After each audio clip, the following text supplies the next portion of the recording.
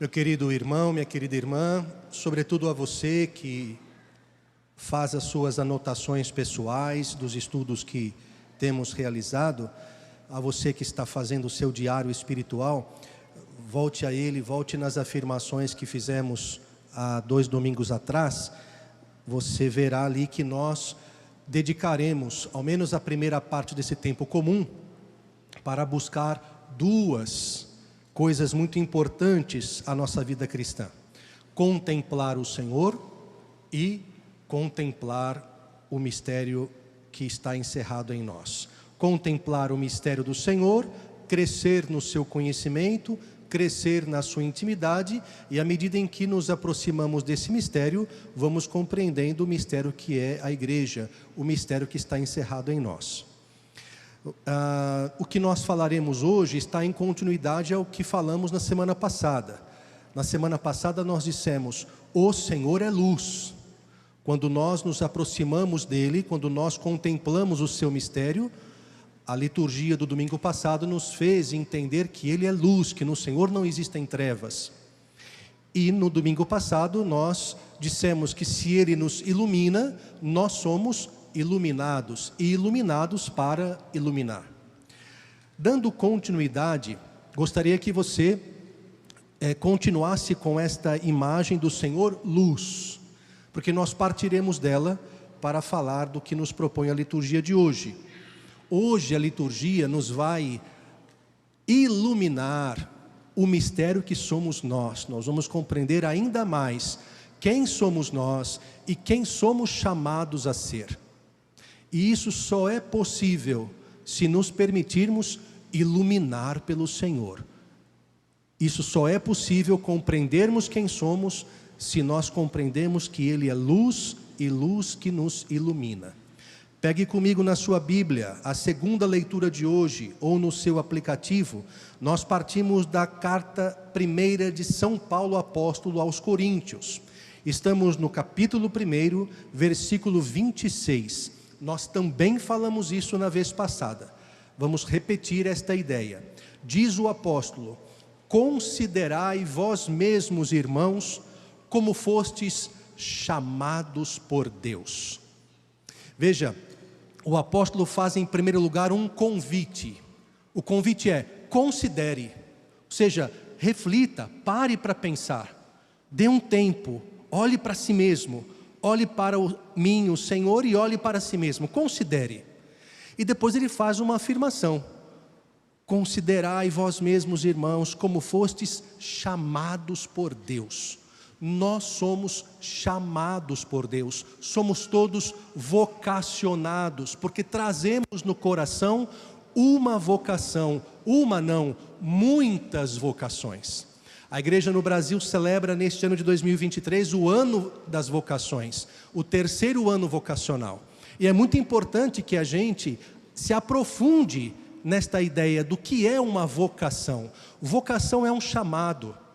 Por isso nós trazemos muitas vocações dentro do nosso coração. Porque quando nós falamos dos chamados de Deus, nós podemos falar, por exemplo, de chamados muito pontuais. Exemplo: o que o Senhor está chamando você a fazer hoje, nesta noite, neste lugar, neste momento?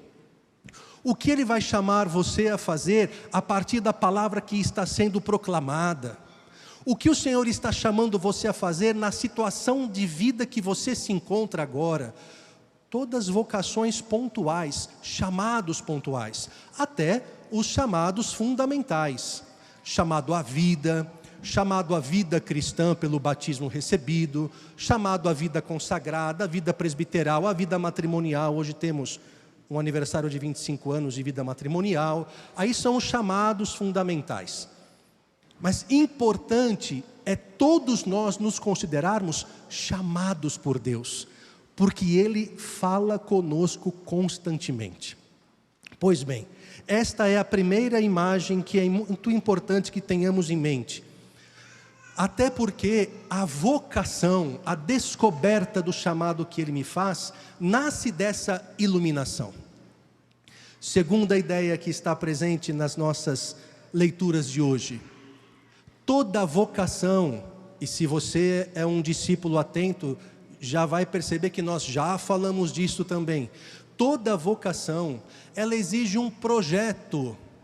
Ou seja, Deus me chama a realizar algo e eu preciso me perguntar: como farei isso? De que maneira atenderei o pedido do Senhor? Claro, se é um chamado pontual, existe uma maneira pontual. Se é um chamado fundamental na minha vida, existe um projeto que se chama um projeto fundamental. Mas é necessário projetar a minha resposta. E nesse sentido, não existe projeto de vida cristã sem esta iluminação. Porque o que me permite identificar a minha vida, o meu contexto, a minha situação onde eu me encontro, para então eu fazer as minhas escolhas nesta resposta que sou chamado a dar, o que me permite isto é a iluminação que vem do alto. Por isso é importante permitir que o Senhor nos ilumine, nos faça enxergar o mais escondido de dentro de nós, para então eu começar a arrumar a casa, arrumar a minha casa interior, projetar a minha vida. Nesse sentido, o Evangelho de hoje, o Evangelho das Bem-aventuranças, é uma síntese de um projeto de vida, de como nós somos chamados a orientar a nossa existência. Vou dar alguns exemplos aqui, talvez um ou dois, porque não temos muito tempo, mas você pode inclusive tomar todas essas bem-aventuranças e eleger uma delas para você meditar e viver naquele dia da semana.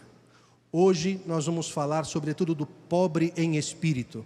Amanhã você vai meditar bem-aventurados os aflitos, o que significa estar aflito pelo reino dos céus, o que significa dizer que é consolado. Na terça-feira, a mansidão. Na quarta-feira, os que têm fome e sede de justiça. É um itinerário de meditação que você pode assumir durante a sua semana. O importante agora é entender que esse texto das bem-aventuranças está me propondo um projeto de vida. Falo sobretudo desta primeira característica, a pobreza em espírito.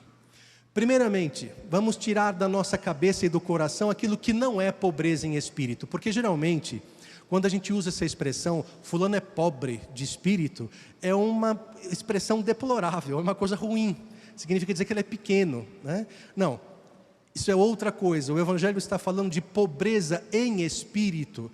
Esta pobreza em espírito do Evangelho, ela implica uma qualidade muito fundamental na nossa vida, que é aquela liberdade interior.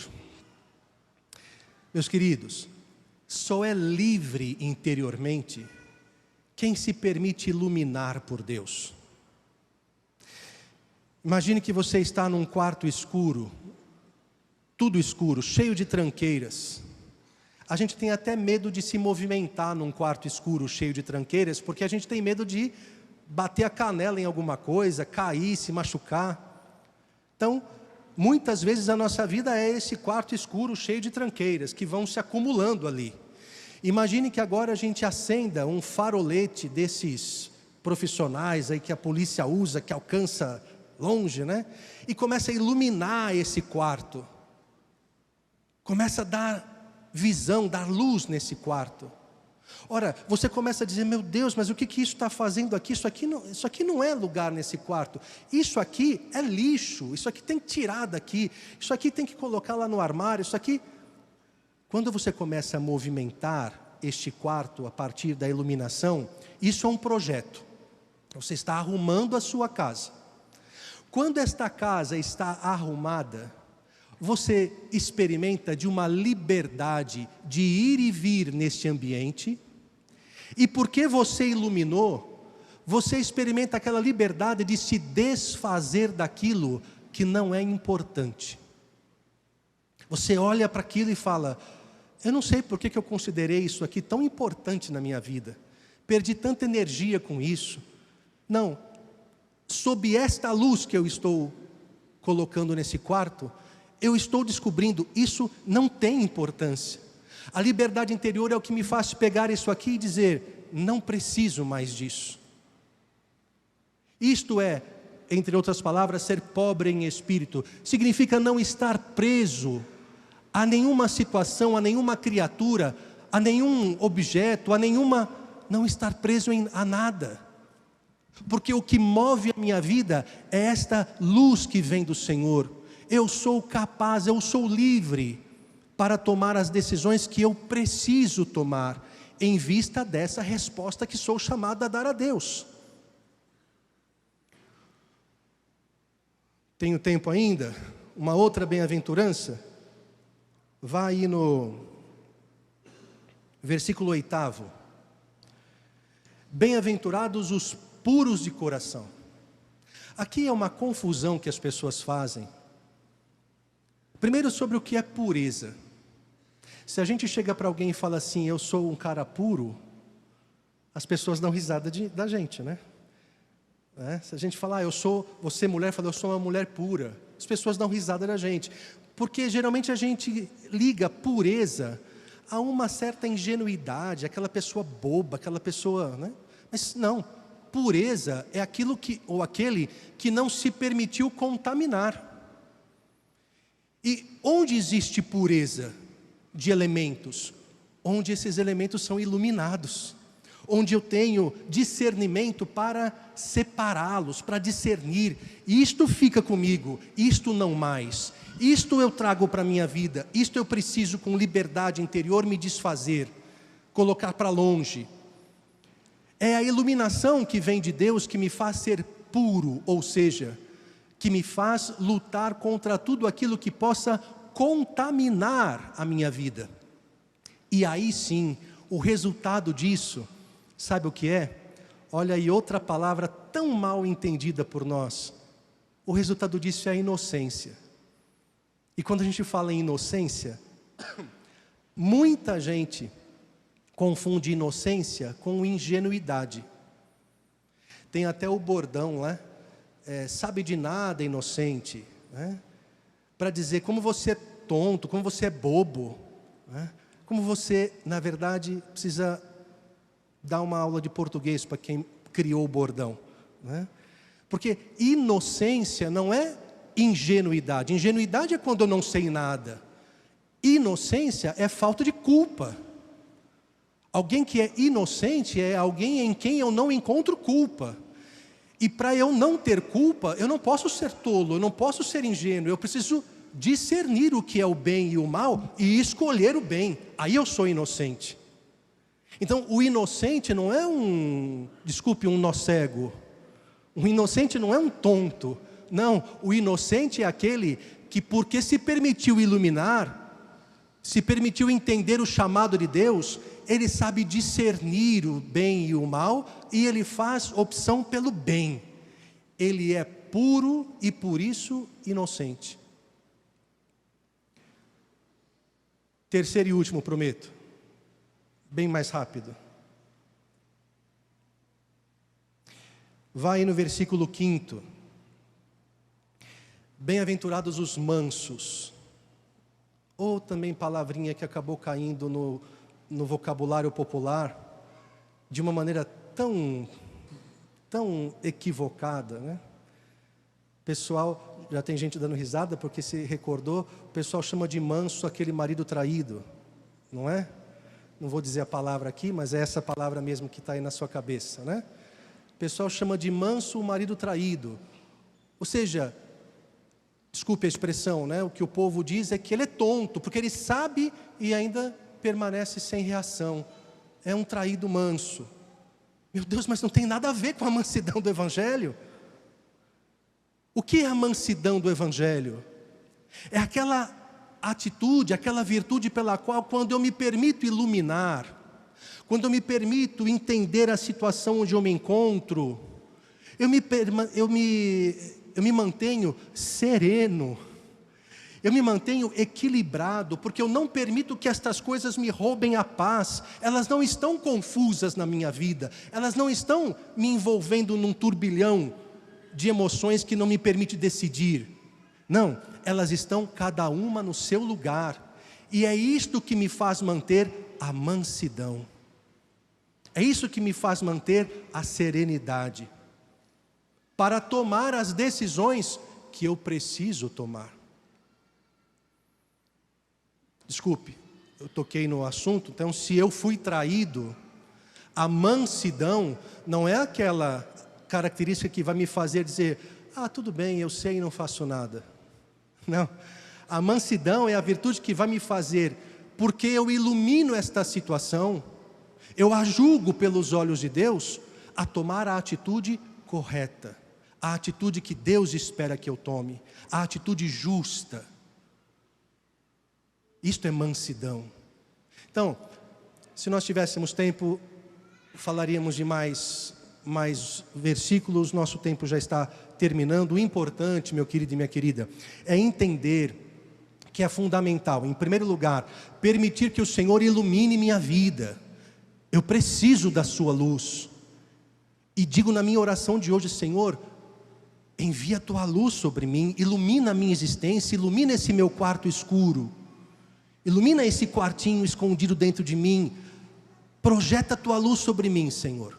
Essa é a primeira coisa. A segunda é, uma vez iluminado, eu preciso projetar esse meu chamado, esta minha resposta. Arrumar esta casa, arrumar este quarto.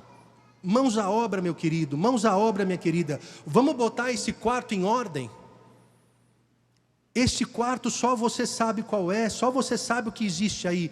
Vamos botar esse quarto em ordem. E aí sim, eu vou projetando esta minha resposta. Se eu desejo, esta página riquíssima do Evangelho me dá condições de ir organizando o quarto escuro da minha vida, de modo a oferecê-la como digna resposta de amor ao Senhor, que constantemente me chama. Que Deus nos ilumine e nos abençoe na resposta que todos somos chamados a lhe oferecer. Amém.